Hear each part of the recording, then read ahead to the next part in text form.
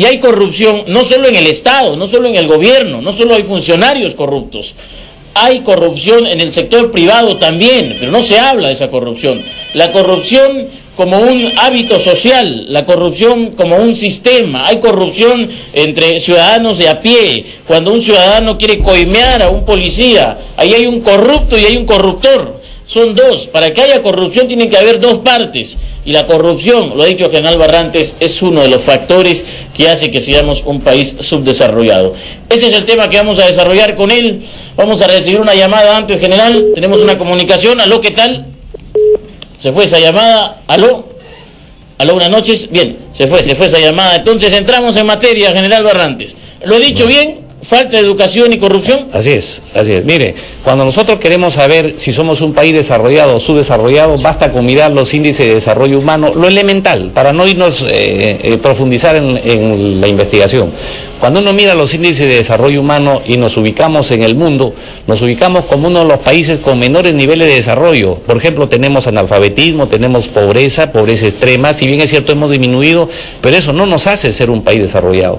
Tenemos el acceso a la educación, el analfabetismo, y tenemos, por ejemplo, niveles de acceso al servicio de básicos, de agua. Tenemos 9 millones de habitantes sin agua, de los cuales 2 solamente están en Lima. Entonces, cuando uno mira estos indicadores de índice de desarrollo humano y se da cuenta que tenemos personas que no viven en precaria forma de vida, no tienen vivienda, no tienen medio de transporte, sino carreteras, no existe la suficiente comunicación en el Perú y no hay desarrollo tecnológico. La infraestructura digamos, somos exportadores primarios, exportadores, vendemos minerales. Le voy a hacer una pregunta, general Barrantes.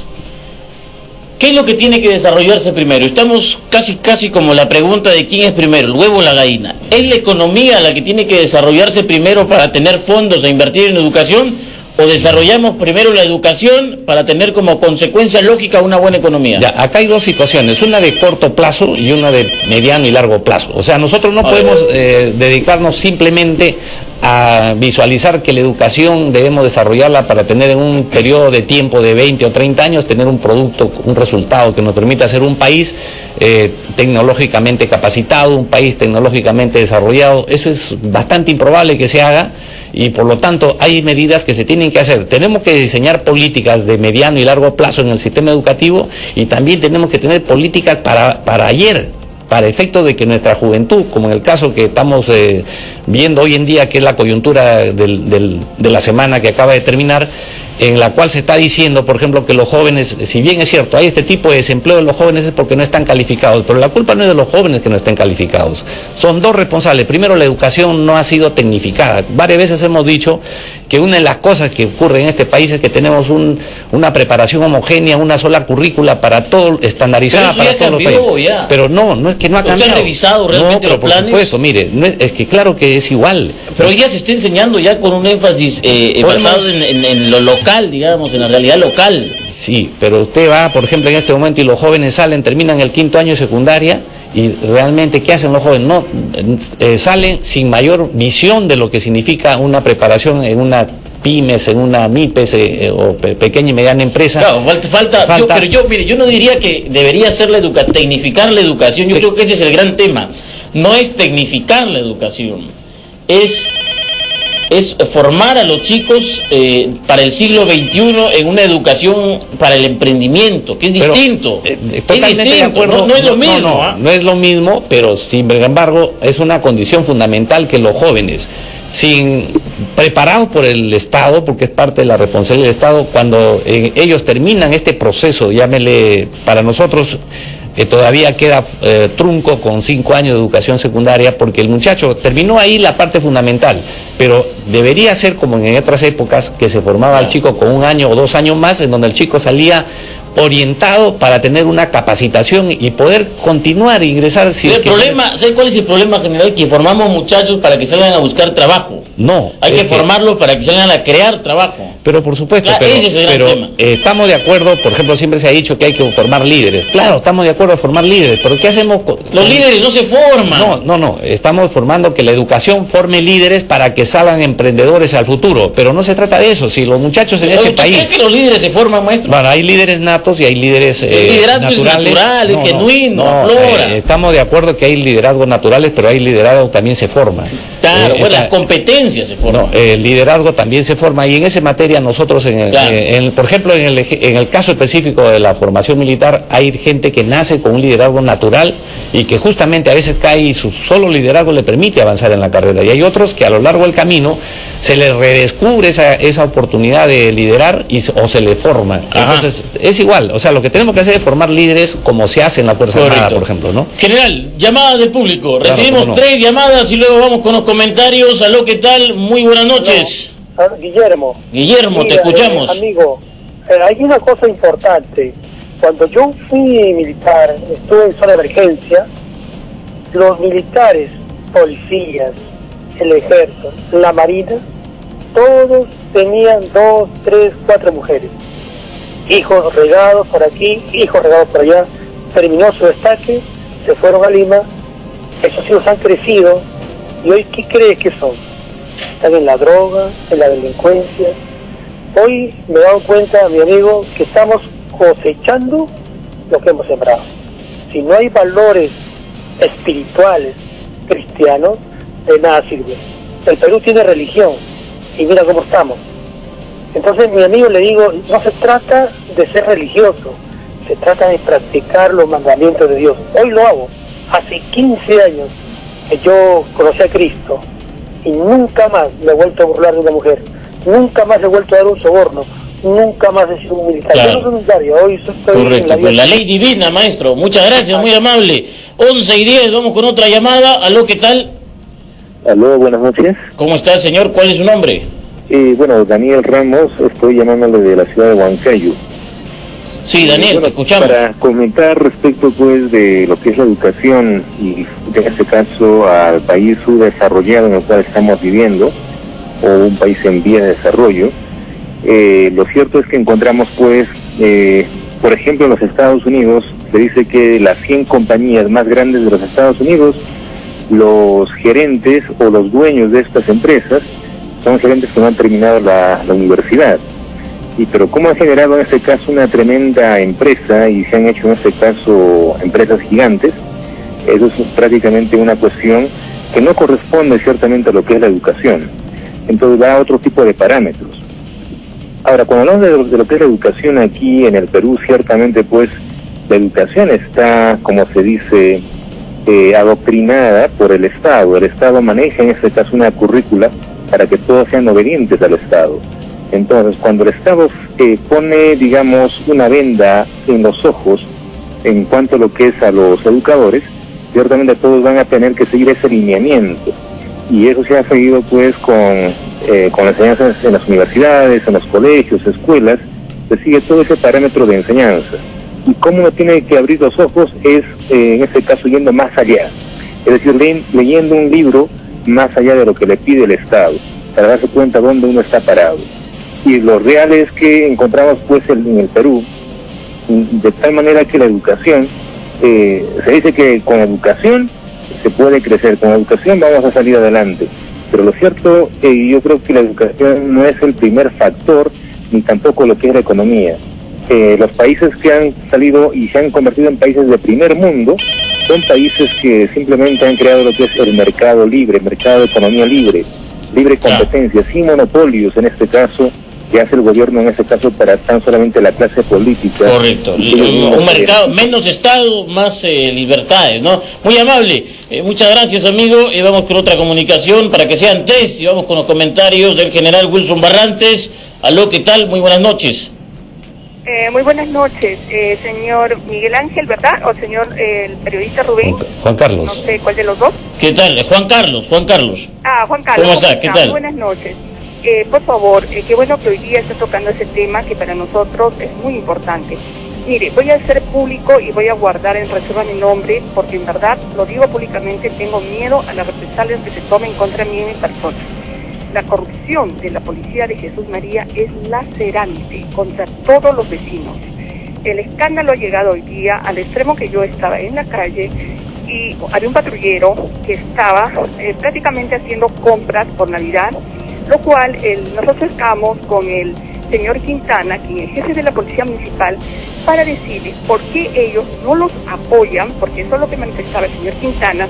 En el momento de que le pedimos, se ha convertido en una tierra de nadie con este alcalde Ocros Poma, lo cual lamentablemente hay ambulantes, hay mendigos, personas que están tomando licor, bebiendo a vista y paciencia en la calle. Y este señor Quintana me manifiesta y me dice: señora, no podemos hacer nada solos porque la policía no nos apoya. Está justamente el patrullero, le dije: por favor, vamos para que inmediatamente a ver qué descargo nos da. ¿Cuál sería mi sorpresa? Que el señor que se identificó como Guaitara o Guaitana me dio un trato que realmente no creo merecerme, ni como mujer, ni como vecina. Me dijo que debo hacerlo al 105, y le dije: pero si al 105 creo que es solamente para llamar de emergencia. Bueno, señora, si no le da la gana, no lo haga. Esto es constante en Jesús María. No podemos ir a poner denuncias si no tenemos 30 o 50 soles. Se toma represalias. Jesús María, ¿no? Sí, en Jesús María. Se ha tomado represalias contra mi persona. Me han inventado demandas y denuncias falsas. Me han seguido, me han querido intervenir a las 10 de la noche. He pedido, por favor, y lo repito, garantías que lamentablemente aquí, digamos, estos vecinos aquí, nosotros les pedimos, les suplicamos que ya limpien de tanta corrupción, porque aquí no funciona si no hay plata. Y las malas autoridades que tenemos aquí en Jesús María es un peligro para nosotras como personas, claro, porque a través de las cámaras ven cuando nos desplazamos y nos han querido intervenir. Claro. Señora, le voy a pedir un favor muy especial, que es el interno, no corte, para que le dé más datos de esta información que usted nos está brindando a nuestro productor, de modo que podamos ampliarla, ¿no? Y podamos alertar de lo que sucede allí en Jesús María. Muchas gracias por la comunicación. 11 de la noche, 15 minutos, 11 y 15. Vamos con los comentarios de nuestro invitado, el general Wilson Barrante, sobre el tema del que estamos hablando. ¿Por qué somos un país subdesarrollado? Una de las llamadas, la segunda, muy interesante, decía: no es tanto la educación, sino más bien más mercado, más libertad, ¿no? Menos Estado. ¿Es usted liberal, general? Mire, yo le voy a responder primero con una siguiente situación. Cuando uno mira el fenómeno japonés dice: los niños japoneses son más inteligentes. No. Lo que ocurre es que la formación en Japón es una formación que se basa en la disciplina. La disciplina para cuando respetar en valores, respeto al docente, respeto al padre, respeto a la familia, respeto a la autoridad. Es lo primero que se forma al niño, es el respeto, es la disciplina. Y entonces, a partir del respeto y la disciplina, todos los otros conocimientos que quieran introducirse en el ser humano se van a cumplir. ¿Y por qué somos un país desordenado? Porque justamente somos indisciplinados y no hay valores, y tan clarísimo que en los japoneses tienen incluso una frase, ¿sabe usted?, que dice: tarde o temprano la disciplina se impone a la inteligencia y al talento. Por supuesto. Entonces, justamente por ello es que yo invoco a esta frase, no frase, sino a esta acción que ocurre allá, que lo fundamental para ellos no es ser inteligente, ni introducir conocimientos. Primero, introducir valores y disciplina. La disciplina está por encima de la capacidad. Entonces, cuando eso en sus primeros años de niño se introduce este tipo de valores y disciplina, entonces quiere decir que nosotros vamos a tener todas las genialidades del caso. Entonces, si retrocedemos eso al Perú y le preguntamos, y nosotros hemos sido niños y también tenemos hijos y sabemos lo que está ocurriendo. ¿Cómo es la formación en el Perú? Si un profesor llama la atención a un niño, lo primero que existe, el padre se altera. Si uno va a un parque y le dice a un niño: no botes ese papel, viene la madre o viene el padre y se denuncian, te quieren denunciar. Denuncia, señor, porque usted que se vaya usted a su casa, etcétera. ¿Usted cree que hay una crisis de valores? Sí, por supuesto que la hay. ¿Y ese cree que es la principal causa? Por supuesto, el primer radioyente que nos habló y nos dijo que cuando estaba en zona de emergencia había una serie de arbitrariedades y problemas con miembros de la Fuerza Armada, y él, me imagino que este señor también sería un miembro de la Fuerza Armada o del servicio militar, o sabe Dios qué.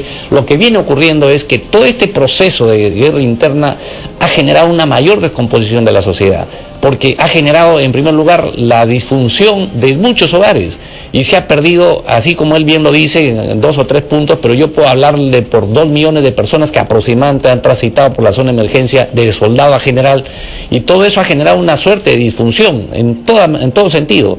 Entonces, sobre eso nadie habla. pero eso explica en gran medida que muchas de las cosas que estamos viviendo hoy día, cosechando, como bien lo ha dicho él en sus propias palabras, estamos cosechando este desorden, este caos, esta crisis, porque podemos tener trabajo, puede haber empresarios, puede haber de todo, pero no hemos contribuido a enderezar a nuestra sociedad. ¿Qué está produciendo? La pregunta sigue siendo, ¿qué produce esta crisis de valores? ¿Es la corrupción que vemos la que produce que nuestras generaciones crezcan sin valores? ¿O es la ausencia de valores la que produjo, digamos, esta cultura de corrupción a la que usted hace referencia? No, la educación con valores estaba impresa en nuestros primeros años, en la segunda, vamos a decir, la segunda mitad del siglo XX. No nos olvidemos que nosotros recién... ¿Con Velasco? No, a partir de los años 50 la educación se hace pública. Con General Velasco hubo valores, pero por supuesto, con él se fortalece. Ya. Pero antes el analfabetismo era una cuestión casi natural acá en el Perú. A partir de los años 50 se ingresa la obligatoriedad de la educación pública. No nos olvidemos que fue Sánchez Cerro quien hace que las mujeres voten, porque antes no había esa posibilidad. O sea, la mujer y los analfabetos era una cuestión natural aquí en la República. Era normal. Normal. A partir de los años 50 recién ingresamos. O sea, nosotros para hablar de educación somos un país bastante joven y lo único que había en materia eran los valores que se fomentaban en el hogar, con estas familias que nos imponían la obediencia, pero de un sistema que estaba equivocado.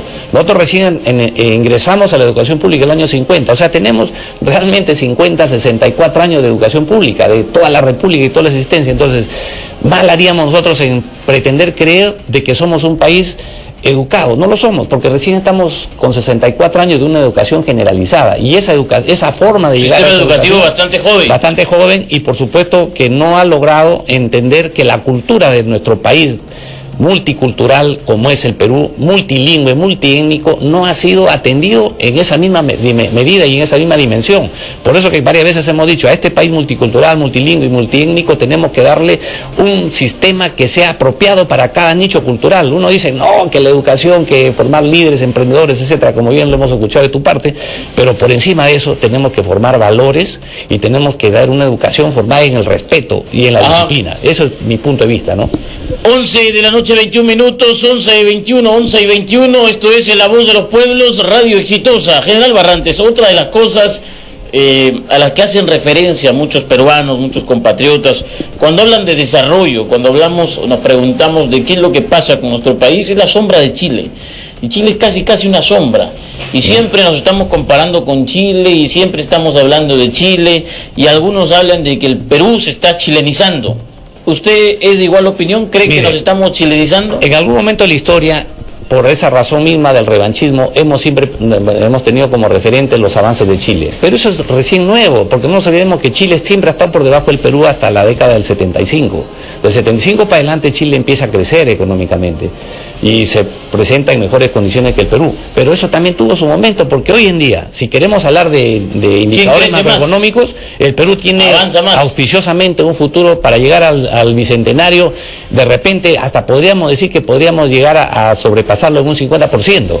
Podría ser esa nuestra visión inmediata que tenemos. Entonces, o sea, que lo de Chile es de ahora. Lo de Chile, claro, es de los últimos tiempos. Solamente que Chile ha tenido una cultura de Estado que la ha mantenido a través del tiempo. El Perú no. El Perú ha tenido una sinuosidad en sus culturas, la solidez de sus instituciones. Es un país más sólido, y en ese sentido porque ha mantenido política de Estado. El Perú no. El Perú ha ingresado en diversos momentos de la historia con una sinuosidad, justamente porque no hemos tenido instituciones que tengan pues la fortaleza y la oportunidad de visualizar el futuro. No hemos tenido instituciones que han sido muy sinuosas y creadas con fines políticos. Líderes, gente que la ha manejado de esa manera. Por supuesto, la han manejado con un desconocimiento, porque mire, no se trata de, como bien se ha dicho, no se trata de profesionales. Nosotros tenemos un Congreso casi el 98% lleno de profesionales, pero tienen un gran defecto, que les falta formación de Estado. Y la prueba de que les falta formación de Estado es justamente al haber emitido esta ley, que para todos ha sido una ley, para muchos por lo menos, inoportuna. Y esto que usted menciona debe servirnos como una reflexión. ¿Qué es lo que nos hace falta para mejorar como país, para que el Estado mejore, para que las instituciones públicas sean más efectivas, más transparentes? Le pregunto yo a los oyentes, ¿Nos faltan acaso más profesionales en la administración pública, más autoridades profesionales, autoridades electas? Los congresistas, por ejemplo, la mayoría de ellos, 98%, son profesionales. Gente que pasó por una universidad, gente que tiene título profesional. Y va de uno. Claro. Pero ¿cuál es el problema? Mira cómo defraudan. El problema no es que defrauden, el problema es que no hay formación de Estado. Fíjese, por eso defraudan porque no tienen formación de Estado. No tienen formación de Estado, entonces ahí entramos nosotros. Y disculpe la modestia, nosotros que hemos sido formados en el conocimiento del Estado. ¿A quién se refiere con nosotros? Los que, como el que habla, que hemos transitado por 38 años en la carrera de las armas y hemos completado una formación política. ¿Cree usted que los militares sí tienen esa formación? No todos, pero estoy diciendo los que hemos culminado esta formación político-estratégica. ¿Oye, Antumala culminó eso? No, creo que ni le empezó por último, ¿no? Porque llegó hasta un porcentaje de la carrera, pero no ha complementado su formación político-estratégica, entonces la visión que tienen de Estado es muy limitada, y eso lo vemos a veces cuando dice que los jóvenes pagan derecho de piso. Oiga, pero ¿cómo van a pagar derecho de piso? Esa es una ingenuidad. Los jóvenes no tienen que pagar derecho de piso. O como cuando dicen, no, esta ayuda que los jóvenes tengan derecho, señor, le recuerdo a todos los que me escuchan, desde que el niño nace ya tiene derechos, y los derechos son tan iguales para el que desde que nace como para que el que ya culmina su periodo de vida. Entonces aquí no hay que... Ahora, estamos mejorando. A mí me pareció muy interesante la opinión de uno de los oyentes que hablaba, digamos, su visión, su percepción era más basada en la libertad. Claro, no, es que la libertad no se condice con el respeto de los derechos. Claro, pero fíjese, para tener un Estado menos corrupto, ¿qué es lo que hace falta? Lo que hace falta es formación en valores, simplemente eso. Correcto, leyes que lo regulen. Pero no se ha puesto a pensar usted que mientras más grande es el Estado, más corrupto es. No, por ejemplo, más corrupción, un Estado pequeño, más limitado, con menos más limitado, menos corrupción. Bueno, le pongo el caso de Alemania, el caso de China, el caso de Estados Unidos, el caso de Rusia. Son estados que de repente hay niveles de corrupción, por supuesto que los va a haber, pero vamos a decir que porque son más grandes son más corruptos, de eso tampoco no es la lógica, ¿no? Pero así lo demuestra la lógica. La lógica lo demuestra para instituciones como la nuestra. ¿Cuál es China, que es un gobierno comunista, ¿no es cierto? Claro, que se abre al mercado, pero en lo otro es comunista, sí, ¿verdad? Es un Estado corrupto. Según los últimos estudios demuestran que lo que pasa es que no se habla de la corrupción. No, pero lo corrigen drásticamente. Por ejemplo, cuando... tapar el dedo, indudablemente. Es como reprender nada más. Claro, indudablemente. Cuba, por ejemplo, vimos que fusilaron a un Cuba por narcotráfico, pero por supuesto, también es un Estado que ¿Admira a Cuba usted? No, yo no admiro a Cuba, yo admiro la libertad en general. No, para mí es fundamental que ¿Cómo se define usted políticamente? Yo me defino como una persona que admira la visión de Estado y soy federalista. Yo admiro que un país... ¿Federalista es usted? Claro, esa es la razón de nuestra convicción política. O sea, nosotros creemos que un Estado como el nuestro, que tiene, por ejemplo, que tiene una política administrativa mal hecha, mal gerenciada, como bien se ha dicho, tiene que tener una posibilidad de ser administrado bajo una forma que permita que se descentralice, pero cabalmente, no como esta pseudo de descentralización que se ha hecho, ¿no? Vamos a recibir llamadas, General Barrantes, 11:27, aló, ¿qué tal? Buenas noches, amigo periodista. ¿Qué tal? ¿Cómo está, amigo? Levante la voz, por favor, con más energía. Muy bien. Bueno, oyendo el problema, ¿no? Y un poquito sorprendido porque con la modestia que tiene el señor general, dice que ellos son los líderes. Nunca la gente del ejército ha sido líder, señor, para mí, como poblador. Yo a la gente del ejército o a los de las Fuerzas Armadas, para mí no tienen capacidad de liderazgo. Y otra cosa, que tampoco son estadistas, porque la formación militar no tiene nada que ver con la formación administrativa de un Estado. Y otra cosa, todo el mundo dice que aquí nos falta valores. Para comenzar, pues la Fuerza Armada no tiene valores, lo demostraron. Ese es uno. Y yo creo que el señor general no va a negar con la sucesión que hicieron los militares, grandes oficiales. Y otra cosa, los militares son los que causan parte de la pobreza de este país. Yo siempre lo he dicho y siempre lo recalco. Y yo no tengo temor de decir a ningún militar, porque en este país los oficiales son los que se enriquecen. Unos señores generales salen con tremendas inversiones, mansiones. No se ha visto eso. Y aparte hay otra cosa, en este país todo está corrupto, lamentablemente los políticos, los líderes no tienen ética. Y este país nunca va a progresar, el que entra al poder entra a lucrar nomás. Pero tampoco hay que ser tan pesimistas, ¿no? Como que nunca va a progresar. Tenemos que progresar. Este país ya está progresando, ya. Bien, los generales, los militares, se ha dicho, no contribuyen, ¿no? General Barrantes, empobrecen, lo ha dicho el oyente. Va a tener usted oportunidad de responderle. Vamos con otra llamada. ¿Aló, qué tal? Juan Carlos, ¿cómo estás? Ricardo de Surco. ¿Cómo está, Ricardo? Qué gusto. Igualmente, saludos al señor Barrantes. Muchas gracias, buenas noches. Quería, antes de hacerle la pregunta, quería hacerle un comentario respecto de lo que usted me parece que opina de que los militares tienen la solución a los problemas del Perú. Mire, señor Barrantes, desde un vigilante, un peluquero, un lustrabotas, lo que está haciendo Juan Carlos Atoche, quien en cualquier oficio, quien lo haga con amor al país, es tan patriota como usted y cualquier buen militar. Claro. Los militares no son los que tienen dueños la verdad ni los únicos que van a salvar al país. Y le recuerdo que las armas que se usan en las Fuerzas Armadas y Policiales las damos los civiles con nuestros impuestos. Respecto del tema de la educación, yo quería comentarle algo antes de hacerle una pregunta. Desde mi punto de vista está muy bien lo que usted dice, tiene que haber una formación en valores, pero yo creo que un escolar debería de salir hablando al menos 2 idiomas, con comprensión lectora, amando una disciplina artística y el deporte como parte de su vida.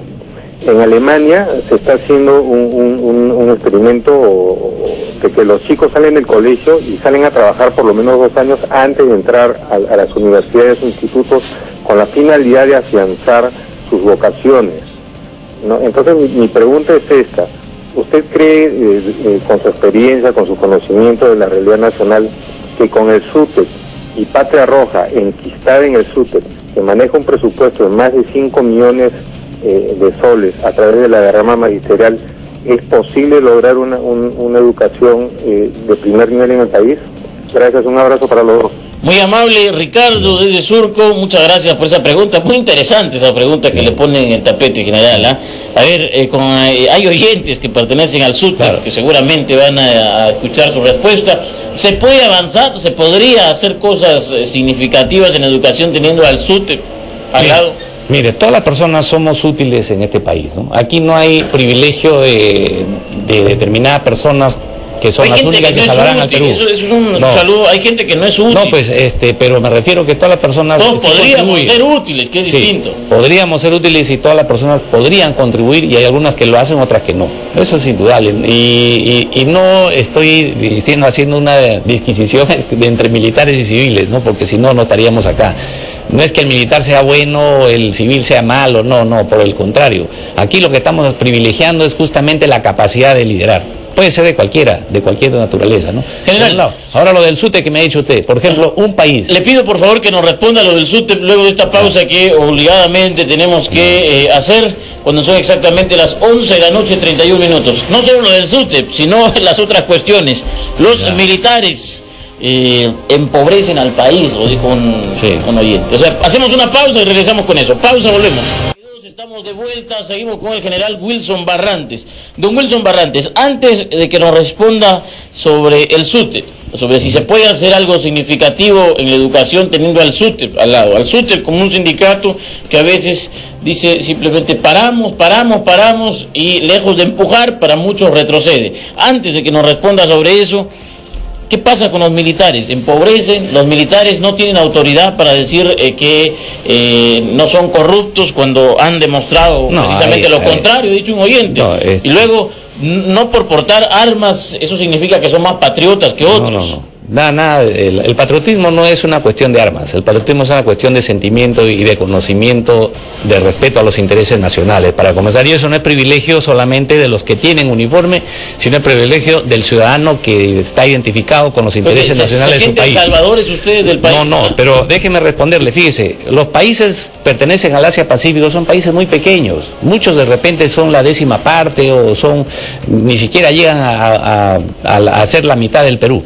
Sin embargo, de acuerdo con su crecimiento económico, tienen una fuerza armada que nos duplica o triplica tipo OTAN, Organización del Tratado del Atlántico Norte, versátil, funcional, una Fuerza Armada poderosa. Y eso le cuesta al país. Lo que tienen que entender, y tenemos que entender nosotros, que aquí se nos ha vendido una idea equivocada, pero eso es una idea ideologizada de lo que significa la seguridad y la defensa. Fíjese, acá se nos ha vendido que la Fuerza Armada es innecesaria en este país. Inclusive ha habido por ahí a un despistado que decía que a este país hay que anular la Fuerza Armada, otro decía no, que solamente hay una Guardia Nacional, y más aún, han habido candidatos que dicen que no es necesario la Policía Nacional para la inseguridad ciudadana, para combatir la inseguridad ciudadana. Basta con tecnología. Hemos tenido folclóricas posiciones, y por supuesto que uno la respeta porque a veces la gente lo dice por desconocimiento, y la culpa no es de ellos, la culpa es de los militares que no han hecho conocer cuál es la función. Y estos 14, 15 años, y sumado a las anteriores de un desconocimiento del concepto de la seguridad y la defensa, ha hecho que la gente piense estas cosas. Y por supuesto que no le critico, pero hay que decirle, lo que le quiero decir es que la necesidad de tener una Fuerza Armada potenciada, versátil, funcional, es una necesidad imperiosa de los estados. Claro, pero nadie ha dicho que no. Lo que han dicho es que militares, hay cierta soberbia de parte de los militares para decir, bueno, nosotros somos los salvadores del Perú. Ese concepto de decir que somos los privilegiados no es así. Lo que hay que hacer entender a la gente es que los militares, la seguridad es una inversión, no es un gasto. Todo el mundo cree que invertir en seguridad... ¿A qué militar peruano admira usted? Yo admiro, dentro de los militares de la historia, admiro a Velasco, admiro a Ramón Castilla, claro, a Ramón Castilla. Por ejemplo, este señor cuando murió 5 peniques en su bolsillo, y eso es toda su fortuna. Ramón Castilla, y está en la cripto de los héroes. ¿Haría usted un gobierno como con Velasco Alvarado? Pero yo diría que sería un gobierno distinto, porque ya no podemos hablar de Velasco Alvarado que perteneció a una determinada coyuntura. No, es que cuando hacemos ahora, por ejemplo, análisis de la y regreso a la ley Servir, ¿no? Que dice a esta ley, perdón, no Servir, sino a esta ley que se ha dado a la ley Pulpín, cuando se dice que es mejor que la ley Pymes, que es mejor que los CAS. Estas leyes se dieron en determinados momentos de la coyuntura nacional cuando la economía era 25.000 millones, o sea, 1/10 de lo que es ahora. Entonces, eso fue en ese momento, pero lo que sí hoy en día demanda revisar todos estos tipos de conceptos y unificarla en una sola. Pero lo de la ley Pulpín en realidad es algo que hay que analizarlo bien, hay que discutirlo con conocimiento, digamos, no solo de la propia ley, sino con antecedentes previos, con todos los sistemas de empleo. Pero no nos salgamos del tema. Ok, no nos salgamos del tema. Lo primero, usted ha dicho no, los militares no somos los salvadores del Perú, no hay soberbia. Ok, número 2, el SUTEP. ¿Qué pasa con el SUTEP? Mire, cuando nosotros queremos decir que un sindicato único, estamos yendo pues a un autoritarismo inexistente. La democracia exige libertad de organización, libertad de formación sindical. O sea, no puede haber un sindicato que se autotitule yo soy los únicos. O sea, la educación solo tiene un sindicato, cosa que no es cierto, porque ahora hemos visto que tenemos se autoproclaman los únicos. No, pero no es así, porque ya en este momento tenemos el sindicato de Guaynalaya, tenemos el propio sindicato. Ahora, ¿no se puede usted reflexionar sobre la figura del sindicato? Es decir, el sindicato es una figura que aparece ya, digamos, en el siglo pasado, ¿no? Claro. Y que en el pleno siglo XXI hace falta, digamos, el sindicato debería de emerger otra figura. Que no solo sea tanto de defensa, sino más bien de promoción. Lo que ocurre es que cuando queremos nosotros decir que la educación, tratarla como si fuera el último interés del Estado, entonces obviamente para eso necesitamos alguien que defienda ese derecho que tenemos los ciudadanos. ¿Qué pasa entonces con el SUTEP? ¿Qué haría usted con el SUTEP? No, lo que se haría acá en este momento es ¿cuáles son las banderas de lucha del SUTEP? Simplemente la estabilidad laboral, que eso es lo que reclama, pero nunca hemos visto, por ejemplo, algo concreto que diga yo deseo potenciar los 3 niveles que tienen que ver en un sistema educativo: los educandos, los educadores y las infraestructuras educativas y programas. Solamente vamos que el SUTEP lo vemos cuando sale a protestar por el tema de que se le va a tomar los exámenes, que en la ley Servir hay protesta, pero no encontramos propuestas. Y por lo menos si la tienen, no han sido difundidas. Yo he conversado con varios integrantes de este sindicato, por ejemplo, en alguna oportunidad hemos tenido la oportunidad de dialogar sobre este tema, y encuentro de que el sistema lo ven ellos bajo esa visión, y tienen razón en parte porque la educación la hemos maltratado en este país. Al profesor, ser profesor es decir, lo peor que puede ocurrirle a un joven es ingresar a la carrera de educación porque es maltratado, el sueldo es bajo, los lugares a donde va son lugares pues paupérrimos, que tanto la infraestructura educativa como la estabilidad para los profesores es pésima, todo esto, ¿no? General, en primicia, en exclusiva para la voz de los pueblos. Escúchenlo ustedes de boca del propio general. ¿Se lanza o no se lanza el 2016, general Barrantes? En este momento todavía no hemos digamos... A usted habla como los políticos. No, es que el pueblo me lo pide. No se trata de que solo el pueblo me lo pide, sino que hay que ingresar a la política con pies firmes y hay que ingresar, digamos, con... ¿No tiene pies firmes usted? No, digamos, en el momento que uno dice ya estoy adentro es porque ya hay no solamente la convicción. Mire, ¿por qué no se junta con Juan Vargas, por ejemplo? Cuando usted va al Arco Herrera, encuentra como 5.000 personas, por el mayor respeto a los que están adentro, que algunos son mariscales, otros son presidente de la República. No se trata de ser de generar una locura de esa naturaleza, se trata de iniciar un proyecto que, si me gustaría, por supuesto, ¿a quién no le gustaría ser el primer servidor del Estado? ¿A quién no le gustaría, por ejemplo, poner a disposición del Estado? Puede juntarse con don Juan Vargas, pues, podemos juntarnos. Mire, hay muchos compatriotas en este país que lo primero que habría que exigirle, lo que reclama la gente, valores, o sea, pero para eso tenemos que difundir dos cosas fundamentales: la honradez. ¿La pena de muerte, no? Yo sí, varias veces lo he dicho. Sí, pero por supuesto, claro, en determinado momento hemos dicho que un país que no aplica la pena de muerte para los funcionarios, como bien lo dice la opinión pública, jueces, fiscales, militares, policías y funcionarios del Estado que tienen la mayor responsabilidad de... Por ejemplo, de los políticos actuales, ¿quiénes para usted hace rato ya deberían de haber aplicado? Bueno, a todos aquellos que se les indica como responsables de actos de corrupción. Es decir, mira, así nomás, sin hacer una actuación de los que han estado en los presidentes regionales, los vinculados, si hubiera una situación... O sea, César Álvarez para usted ya estaría fusilado hace rato, señor, porque ese señor, de acuerdo a lo que se conoce... Pero por supuesto también hubiera estado fusilado Alan García, Toledo, Fujimori y todos los que resulten responsables en este momento. Hay una discusión sobre la pena. No, yo entiendo, mire, yo entiendo y soy respetuoso. ¿Por qué quitarle la vida a alguien? Claro, el Estado no es vengador. Le pongo esto. Hace unos días a un joven que a los 14 años le dieron la pena de muerte en Estados Unidos, después de 70 años se ha demostrado que es inocente. Claro. Pero por supuesto, es un caso. Pero en actos de corrupción... Un caso que se conoce, ¿cuántos más habrán? Aquí habrá un montón. Cualquiera te denuncia. Claro, por eso digo, pero es que acá no se castiga, por ejemplo, al que denuncie. Mire, los actos de corrupción, como bien hemos estado hablando al comienzo, hemos censurado a los corruptos. Que denuncia y no demuestra. A ver, si yo denuncio al señor Wilson Barrantes, por supuesto, y yo no demuestro, ¿correcto?, que el señor efectivamente es culpable. Mire, y eso pasa normalmente. Yo debería recibir alguna sanción. En los medios de comunicación a usted lo difaman, le sacan el alma, lo maltratan, y cuando usted solicita rectificación le ponen en letras chiquitas porque no se castiga ni se penaliza. O sea, el hecho de que uno tenga una tarjeta de periodista no le da derecho para ser maltratado. Claro, no hay licencia para calumniar, difamar. Es lo mismo que pasaría a un policía, tiene la misma penalidad. Entonces, los que tenemos la labor imperiosa de regir los destinos de una nación, tanto en la parte dirección como en la parte ejecución, somos los mayores críticos y los mayores criticados en ese sentido. General, vamos a recibir llamadas. Esto es Radio Exitosa, 11:42, 11 de la noche, 42 minutos, La Voz de los Pueblos. Usted puede unirse a esta conversación, nos puede llamar ahora mismo. Recuerde, Exitosa, 95.5 de la frecuencia modulada, hoy 20, sábado 20 de diciembre. ¿Aló, qué tal?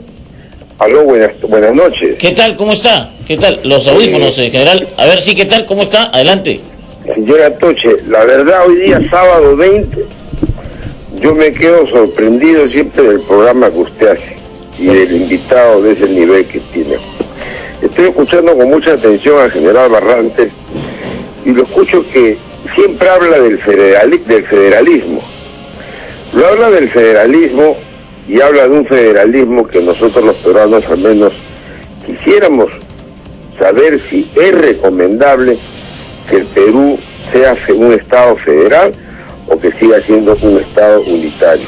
Porque no olvidemos que años atrás, cuando salió este señor Fuentes de Puno a presentar o a proponer el Estado federal, salieron los medios de información y salieron a decir que era un político separatista y temas así.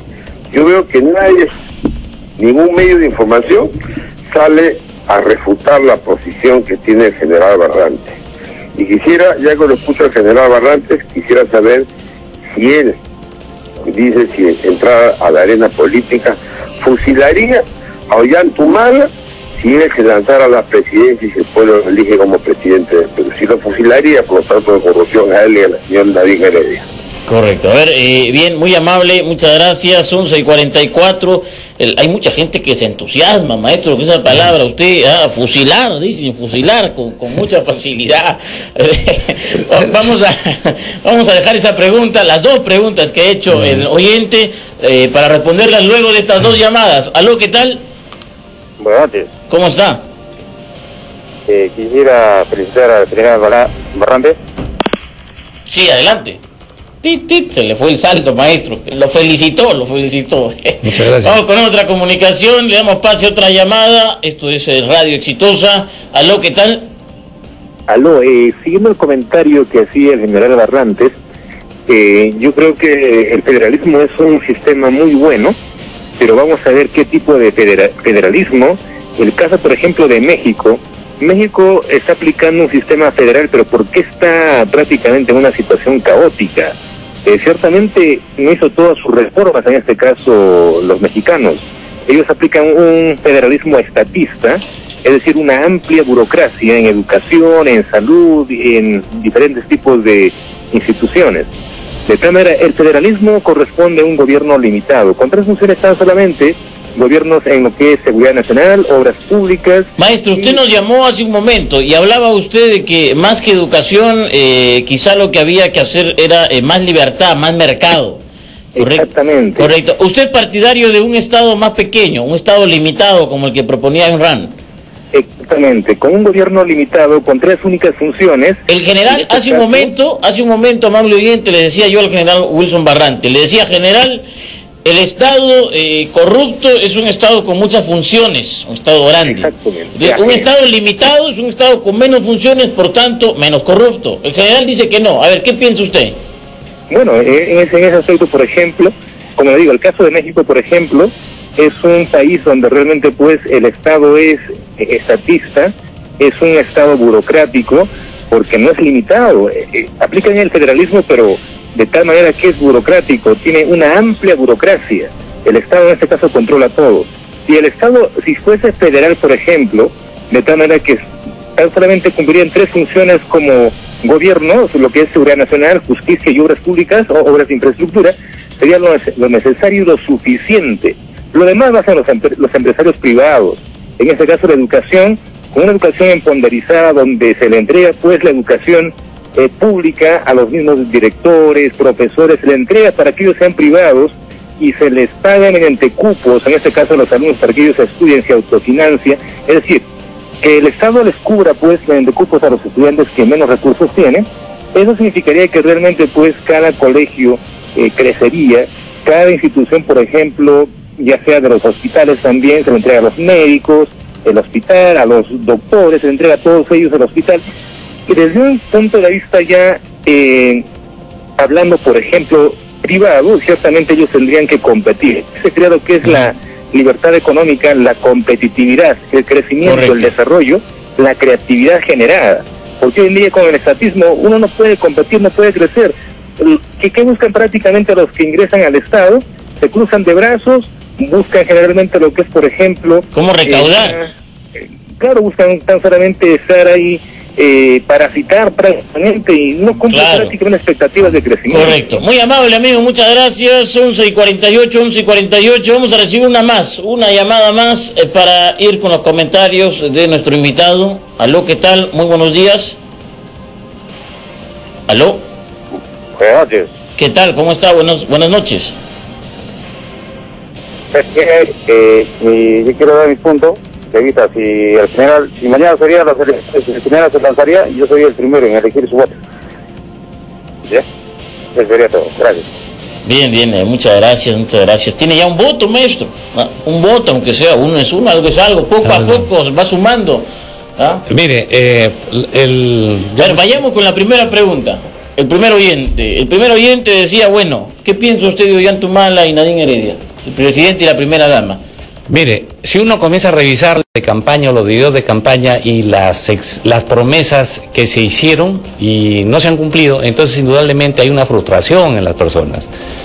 Muchas de las banderas que se levantaron en el periodo preelectoral y en campaña han sido banderas que han generado expectativas en la población. Pero el presidente llega con la hoja de ruta. Sí, pero lo que fuera. Pero ojo, llega con no la se hoja ha salido de de la hoja de ruta. Yo no sé si se habrá salido o no de la hoja de ruta. Entonces, pero si no sabe cómo lo va a fusilar usted. Es que, no, un momentito, pues cuando uno dice la hoja de ruta, ¿de qué ruta estamos hablando? ¿Cuál es la ruta? La ruta es el respeto a los derechos fundamentales de las personas. Pero los está respetando, ¿no? No, pues ¿cómo lo va a respetar si estamos viendo con esta ley Pulpín que no se está respetando? Por eso yo regreso al comienzo. Señor, desde el momento que nace un joven, inclusive cuando está en formación, ya tiene todos los derechos consagrados. Uno puede discrepar con los políticos, en fin, con nuestras autoridades, con el presidente, con la primera dama, pero hay que respetar también la figura presidencial, ¿no? Por supuesto. No se puede hablar tampoco de fusilar así tan ligeramente. El fusilar no es una cuestión que yo agarro, formo un pelotón y mato a todo el mundo. Eso es para los locos, ¿no? Aquí estamos hablando de que el Estado de Derecho es justamente ese, el respeto a los demás, en el caso de justicia, bajo un sistema judicial, ¿no? Que por supuesto ese sería el que determina las condiciones y circunstancias de las personas. Por eso es que cuando pase este proceso electoral, este proceso del gobierno anterior, viene un antejuicio, después del antejuicio viene un juicio, etcétera, etcétera, ¿no? Okay. Y eso estamos observando. Listo. El segundo punto. Federalismo. El federalismo. Mire, por ejemplo, ahora concordamos y me parece muy bien lo que el radioyente nos acaba de decir.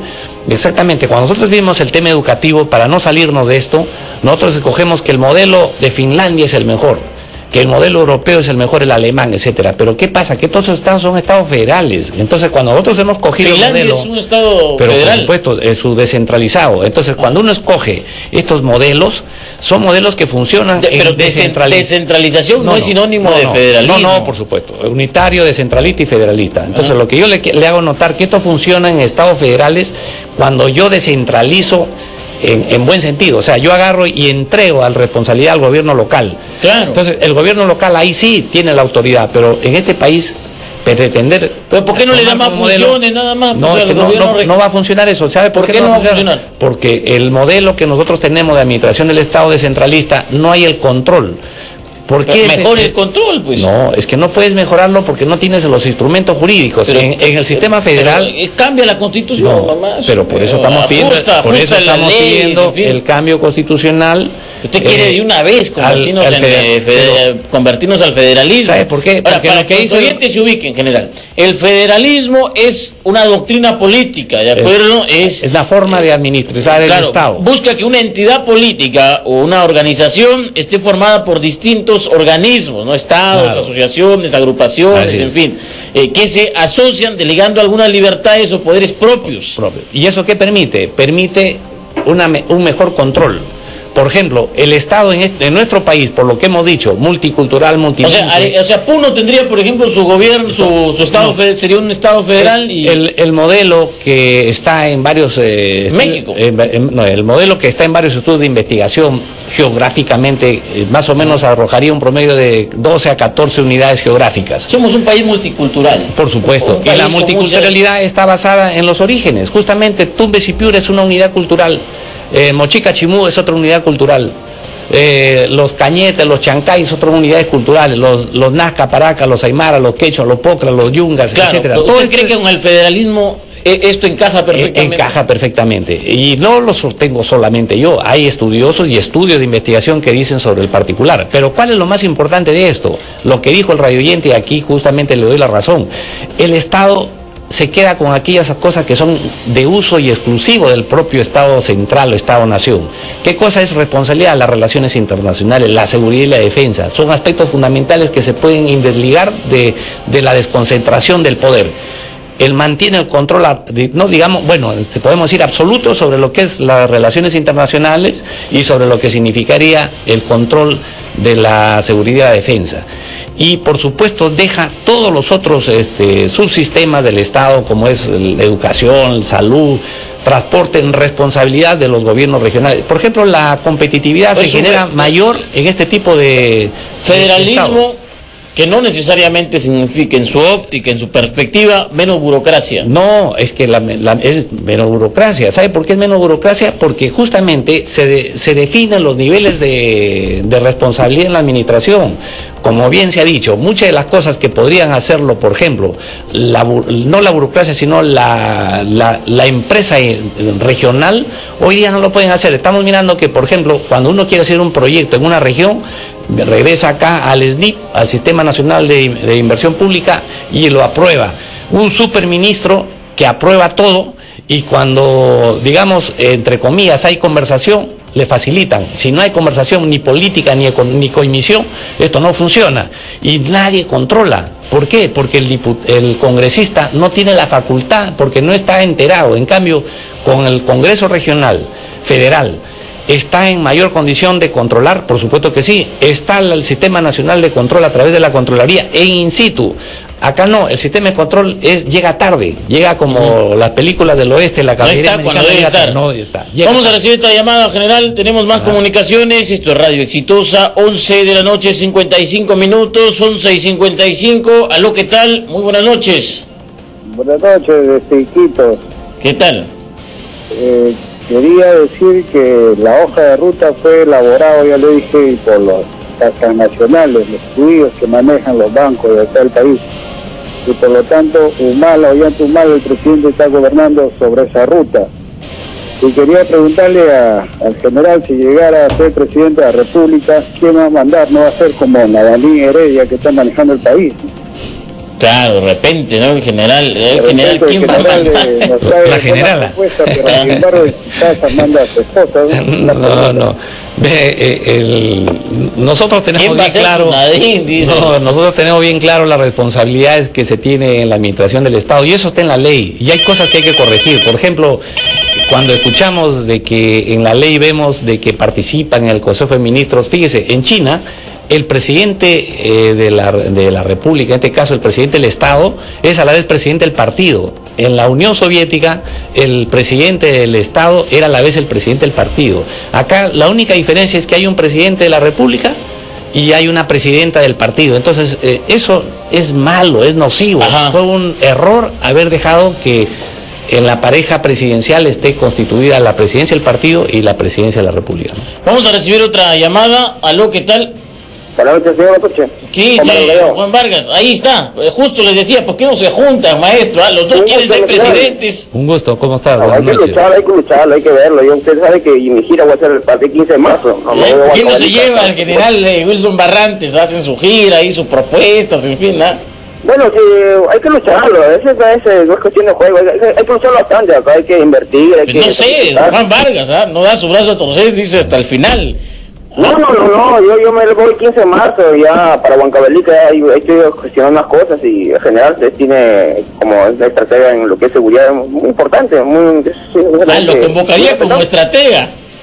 Sí, claro, por supuesto, como de inteligencia, por ejemplo. En general puede ocupar cualquier puesto, ministro de Defensa, Interior, lo que es inteligencia. Cualquier le ofrece, maestro, para que usted elija.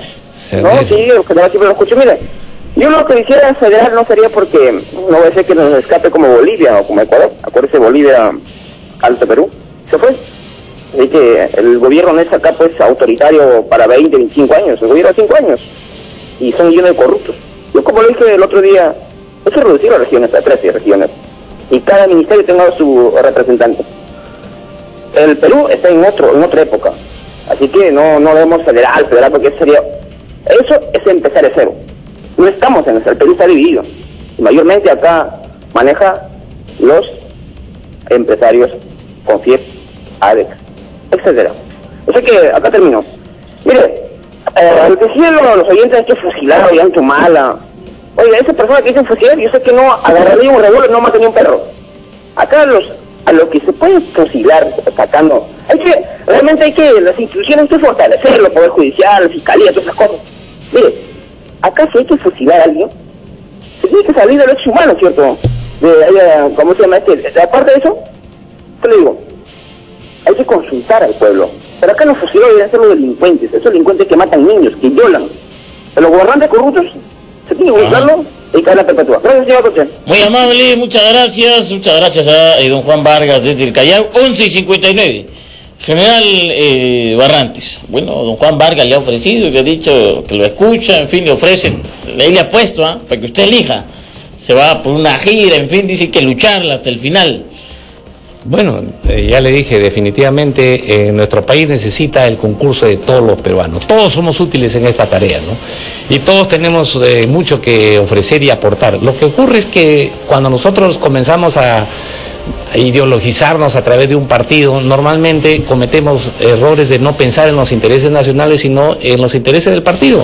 Y eso es lo que ha ocurrido a lo largo del tiempo. Por eso que hablamos de hoja de ruta, de proyecto de gobierno, cuando lo real y cierto es que cuando una organización política se presenta a competir por las elecciones, presenta su plan de gobierno. Claro. ¿Y por qué es que después presenta la hoja de ruta? No la hoja de ruta, porque si no... No necesitaba ajustarse. Pues. No, es que, claro, ahí es que mire, esos, es que ahí viene el tema, pues. Acá somos demagogos en cierta medida, ¿no? Si nosotros nos presentamos al proceso electoral, digamos, en este caso, cualquier partido que se presenta, presenta su plan de gobierno. Y ya está. Ya está, y se acabó. Y si ese plan de gobierno hay que discutirlo, lo discutimos. Y sobre ese plan lo censuramos o lo privilegiamos. Pero de que ahí yo presento después en el camino, saco pues no le parece que pero hay gente, mira, el presidente Ollanta-Humala, la vez pasada lo escuchaba, y en parte él citaba un gran científico social, Peter Drucker. Peter Drucker decía, el día en que un jefe de Estado es elegido, ese día deja de ser político y pasa a ser un estadista. Así es. ¿Correcto? No, estamos de acuerdo. De acuerdo, ¿sí? Entonces, como político tú lanzas una propuesta y puede ser una propuesta demagógica, una cosa populachera, en fin. Cuando eres elegido. Claro, pero cuando ya usted sale elegido, cuando ya usted asumió, usted ya es estadista, ya no tiene que pensar en el partido. En el partido, en lo que dicen las encuestas, piensa en el país. Visión país.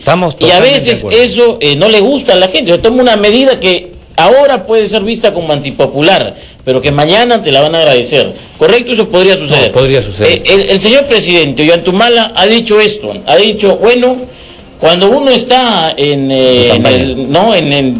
metido con el timón en las manos, uno se da cuenta que no tiene que hacer lo que le da la gana, sino lo que hay que hacer. Claro, ¿correcto? Estamos totalmente de acuerdo, eso es así. Y hay gente que es ingenua, porque, oiga, si usted vota por alguien que le dice, voten por mí, que el gas lo voy a poner a 12 soles, usted se tiene que preguntar, ¿cómo va a ser para poner el gas a 12 soles? O sea, un ciudadano que ahora dice, me engañó, no pudo. El presidente ya dijo, no se puede poner el gas a 12 soles. Claro. Entonces, ¿es culpa de quién? ¿Es responsabilidad de quién? ¿Es Ollanta el mentiroso? ¿Es el político el traidor? ¿O es también ingenuidad de los ciudadanos? La ingenuidad y la ignorancia. Las dos cosas se conjugan acá, porque fíjese usted, por un lado, uno no puede aprovecharse de la ignorancia de la gente, ¿no? Yo no le puedo ir a decir a mis compatriotas, decirles, señores, a partir de mañana la luz no cuesta nada, ¿no? Pero ¿cuánta gente hay que lleva años siendo engañada? Entonces, oiga, aprendan de sus engaños. Justamente ese es el rol que estamos haciendo en este medio. Nosotros con esta forma de conversar con la gente no nos escucha todo el Perú. Claro, pero ojalá Dios quiera que cada vez más gente pero yo le puedo decir algo, la gente en el Perú cada vez está más despierta en el sentido que ya no es ingenua, no es la persona que le van a engañar, y esto lo estamos midiendo cuando la gente sale, por ejemplo, a protestar. Ajá. Y lo escuchamos en la persona de los radioyentes cuando le dicen, no, un momentito, señor, ¿usted por qué me va a decir esto? Si esto es así, tiene su punto de vista y lo respetamos, ¿no? Claro. Entonces, eso es lo que se ha logrado ahora con la modernidad, con el internet, con la mayor oportunidad que se tiene para poder llegar al público, y obviamente ahí nos conocen mejor y sabrán cuándo le engañamos y cuándo no le engañamos. Correcto. General Wilson Barrantes, nos tenemos que despedir, muy amable. Muchas gracias. Ha sido un gusto conversar con usted como siempre. La invitación está hecha para con más frecuencia nos acompañe aquí en la cabina y podemos conversar. Bueno, muy amable. en principio muchas gracias, y segundo, tenemos transmitirles que mantengan mucho cuidado en estas Navidades, que no pierdan su gratificación, que no se embriaguen y que tengan la mayor... ¿Va a organizar cuidados. usted, me comentaba el productor, una cena navideña, una... Sí, estamos pensando en ese para todos las personas que están allegadas a nuestra organización. ¿Tiene una organización usted? Tenemos el colectivo Lima Sur en la zona sur de... Va a ser una chocolatada. Estamos llegando ahí, se hace lo que se puede, no una chocolatada de dimensión nacional. No hay que decir el problema, que la gente hace lo que se puede. Hay que hacer lo imposible, hay que hacer lo que no se puede, hay que hacer lo que otros no creen. Pero eso es en los proyectos personales, pero en cuanto se refiere a las posibilidades económicas, estamos viendo el concurso de aquellos que nos están ofreciendo participar en esto, y ve, ya que usted lo ha preguntado, curiosamente de repente lo invitamos para que participe también en la chocolatada, y no va a llevar mucho regalo. Te ha invitado don Rubén Sánchez seguramente. No, seguramente también vamos a participar con él. Muy amable. Muchas gracias y hasta la próxima. Gracias. Hasta la próxima, así es, 00:04, hacemos una pausa aquí en La Voz de los Pueblos. Ya es domingo, domingo 21 de diciembre. Nos vamos a la pausa, regresamos.